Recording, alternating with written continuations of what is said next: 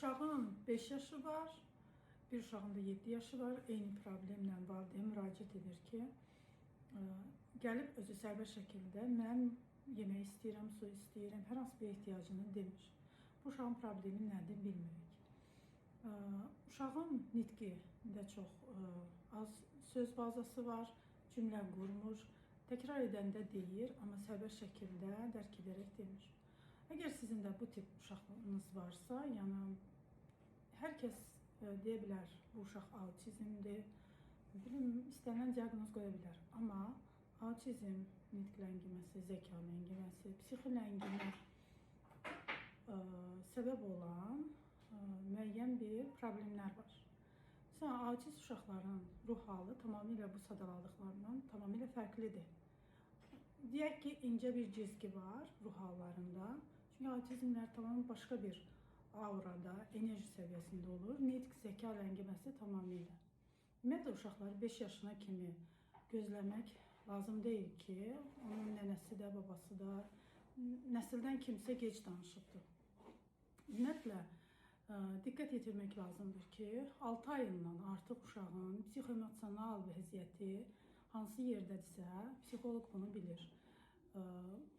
Düzdür, pediatrlar bunu pediatrik tərəfindən yanaşırlar, amma mütləq ki, 6 ayından uşağın göz kontaktının olması, reaksiya verməsi, baxması və yaxud da ki, hər hansı bir problemdən, xəstəlikdən, infeksiyadan sonra mütləq ki, dəyişikliklər olur uşağın inkişafında.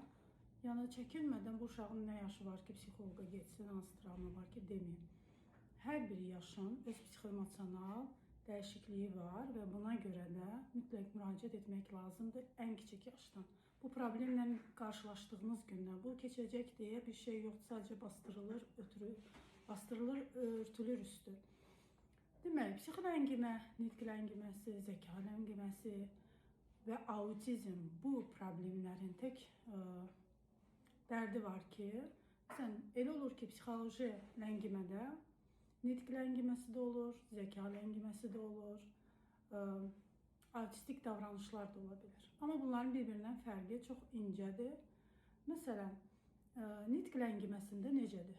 Uşağın göz kontaktı normaldır, dediyini başa düşür, dərk edir, sadəcə özünü ifadə edə bilmir, cümlə qura bilmir və bu problem 4-6 ay arasında ilk dəyişikliklər görsənir və 1-2 il ərzində tamamilə aradan qaldırılır. Psixi ləngimədə isə uşağın qavrayışı zəifdir, dediyini başa düşə bilmir, öz fikirlərini ifadə edə bilmir.